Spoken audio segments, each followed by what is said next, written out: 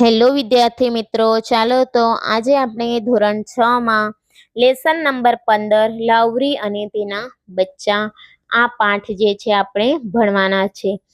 અહીં આપણે આપણા હાથ જે છે રાહી કહે છે કે આપણા હાથને જગન્નાથ શાના માટે કહેવામાં આવ્યા છે?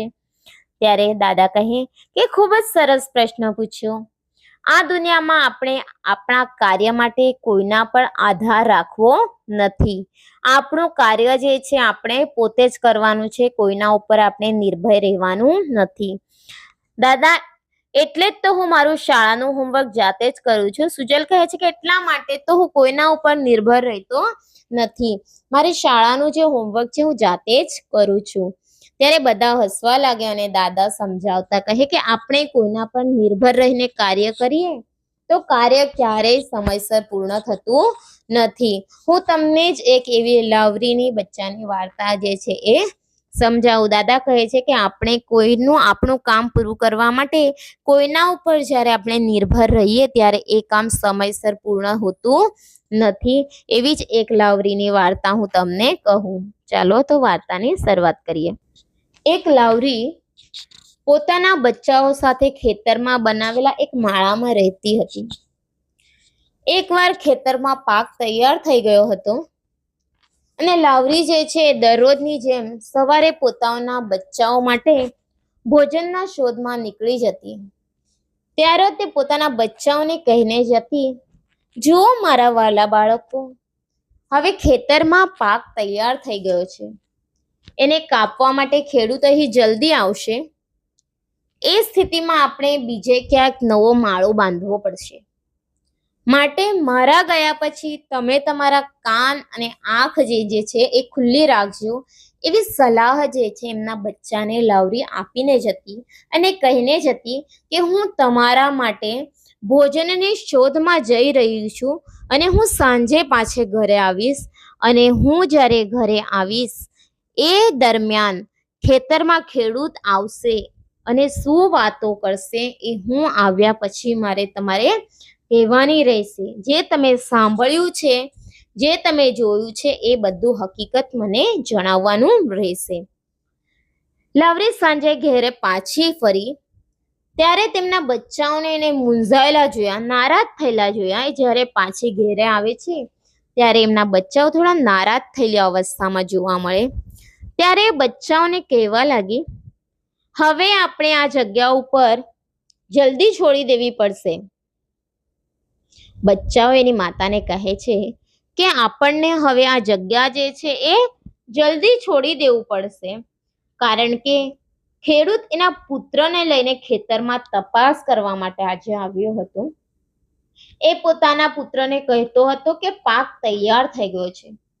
કાલે આપણે આપણા બધા જ પાડોશીઓને બોલાવીને પાક કાપી નાખીશું. એ શું વાતો કરી રહ્યો હતો?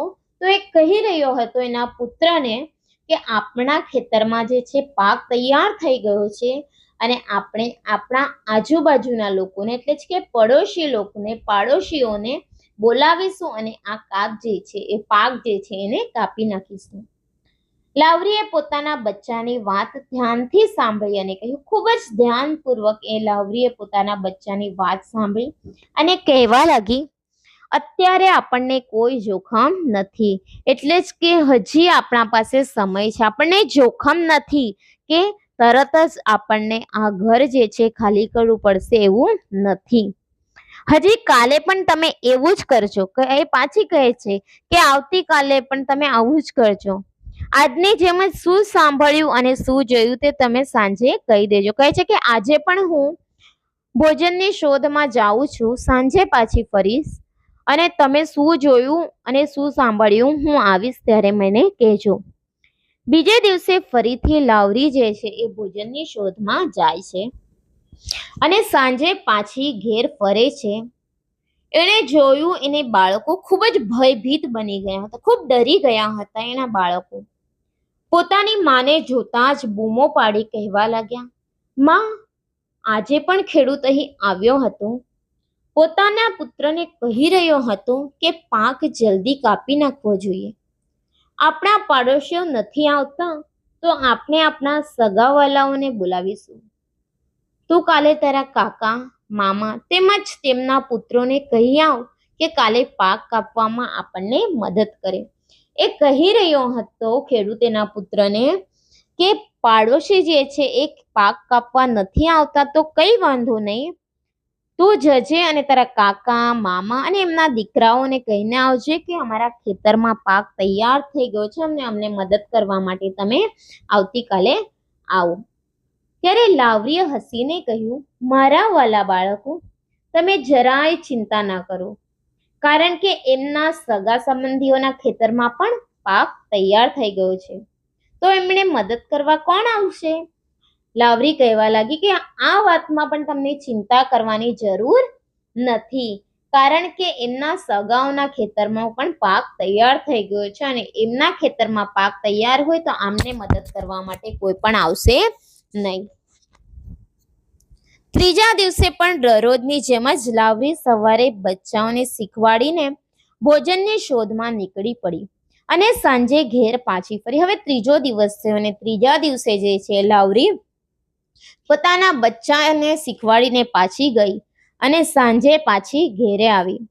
બચ્ચાઓ કહેવા લાગ્યા, માં, આજે ખેડૂત એના પુત્રને કહી રહ્યો હતો કે જો તેના સગા અને પાડોશીઓ પાક કાપવામાં મદદ કરવા નથી આવતા તો હવે કાલે એ પોતે જ પાક કાપવા લાગશે, માટે હવે અહીં રહી શકાય એમ નથી. કહી રહ્યા હતા કે વાંધો નહીં કે પાડોશી કે સગા સંબંધીઓ ખેતરમાં પાક કાપવા માટે નથી આવતા તો આપણે જાતે જ પોતે જ હવે પાક કાપવાની શરૂઆત કરી નાખીએ. આ જે છે એ બચ્ચાઓ એની માને વાતો કહી રહ્યા હતા. ત્યારે લાવરીએ કહ્યું, જો એમ જ હોય તો હવે ખરેખર આપણા માથે જોખમ છે. કહે છે કે પોતે ખેડૂત કરવા માટે તૈયાર છે તો આપણા જીવને હવે જોખમ છે, આપણે અહીં વધુ સમય રહી શકીએ નથી, આપણે હવે તરત જ બીજે જવું પડશે. બચ્ચાઓને કહે છે કે આપણને હવે અહીં રહી શકાય તેમ નથી, આપણને બીજી જગ્યા ઉપર જવું પડશે. હું એટલા માટે આમ કહું છું કે જ્યારે કોઈ પણ કામ અન્ય વ્યક્તિ કરશે એવું માનીને બીજા પર આધાર રહીએ તો એ કામ ક્યારેય પૂરું થતું નથી. લાવરી કહે છે કે અન્ય કામ જે છે એ કોઈ બીજા વ્યક્તિ કરશે એવું આપણે જ્યારે વિચારીએ ત્યારે એ કામ સમયસર પૂરું થતું નથી, પરંતુ જ્યારે કોઈ વ્યક્તિ પોતાનું કામ પોતે જ કરશે તેવું નક્કી કરે છે ત્યારે દુનિયાની કોઈ શક્તિ એને અટકાવી શકતી નથી. માટે હવે આપણું ઘર બદલવા માટેનો આ જ યોગ્ય સમય છે. લાવરી કહે છે કે પોતાનું કામ જ્યારે પોતે કરવાનો નિર્ણય લઈએ છીએ ત્યારે દુનિયાની કોઈ શક્તિ એ કામને અટકાવી શકતી નથી અને એ કામ જે છે એ ફટાફટ પૂરું થાય છે. પરંતુ બીજા ઉપર જ્યારે આપણે નિર્ભર રહીએ છીએ ત્યારે એ કામ આપણું લેટ થાય છે, એ સમયસર આપણું કાર્ય પૂરું થતું નથી. પરંતુ જ્યારે આપણે એ પોતાનું કામ પોતે કરવાનું ડિસિઝન લઈએ છીએ ત્યારે એ કામ સમયસર એ પૂરું થતું હોય છે. ધન્યવાદ.